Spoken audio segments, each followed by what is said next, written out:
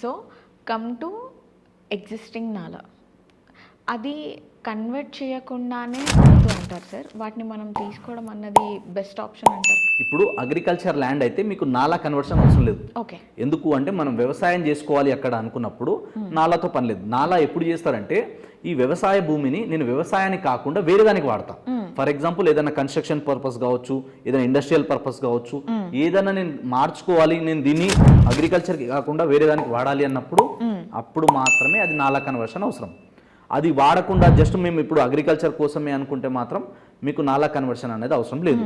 కానీ మీరు ఎక్కడైనా ఒక ఫామ్ ల్యాండ్ కానీ లేదా మీరు ఇల్లు కానీ ప్లాట్ కానీ కొనేటప్పుడు అయితే అది ఫర్ ఎగ్జాంపుల్ ఒక 100 కానీ ఒక ఎకరం ఉందనుకోండి. ఫర్ ఎగ్జాంపుల్ ఒక ఎకరంలో ఫామ్ హౌస్ అమ్ముతున్నారు అంటే దాంట్లో నాలా కన్వర్షన్ అయిందా లేదా, దానికి సంబంధించిన కన్స్ట్రక్షన్కి ఇంత పర్మిషన్ తెచ్చుకున్నారా లేదా, ఇవన్నీ చూసుకోవాలి.